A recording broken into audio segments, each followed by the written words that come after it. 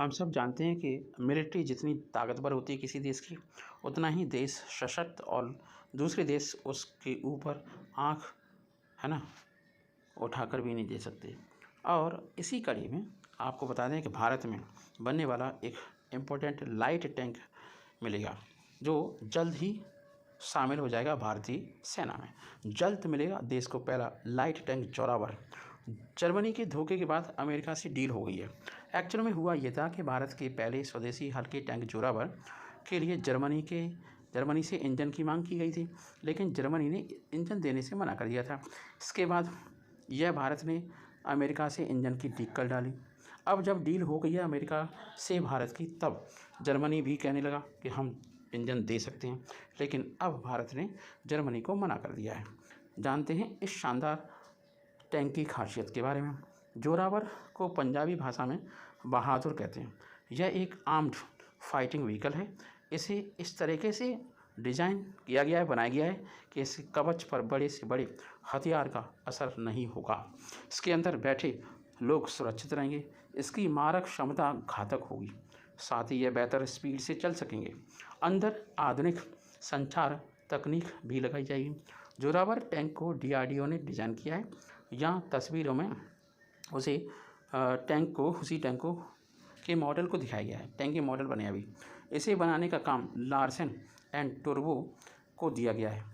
भारतीय सेना को अब तक करीब, अगर हम देखें आज के हिसाब से, तो लगभग 350 टैंक्स की सख्त ज़रूरत है। ये टैंक मात्र 25 टन के होंगे। इन्हें चलाने के लिए सिर्फ 3 लोगों की ज़रूरत पड़ेगी। इस टैंक का नाम जनरल जोरावर सिंह कहलूरिया के नाम पर रखा गया है, जिन्होंने 1841 में चीन सिख युद्ध के समय कैलाश मानसरोवर पर मिलिट्री एक्सपेडिशन किया था। भारत पहले ऐसे टैंक्स रूस से खरीदना चाहता था, लेकिन बाद में इसे देश में बनाने का फैसला लिया गया। असल में यह टैंक, है ना, देश का पहला टैंक होगा जिसे माउंटेन टैंक बुला सकते हैं। ये टैंक हल्का होगा। हल्का होने की वजह से इसे उठाकर कहीं पर भी ले जाया जा सकता है। इसकी नाल 120 मिलीमीटर की होगी। ऑटोमेटिक लोडर होगा। रिमोट वेपन स्टेशन होगा, जिसमें 12.7 मिलीमीटर की हैवी मशीन गन लगाई जाएगी। 2024 तक इसके ट्रायल्स चलेंगे, फिर सेना को सौंप दिया जाएगा।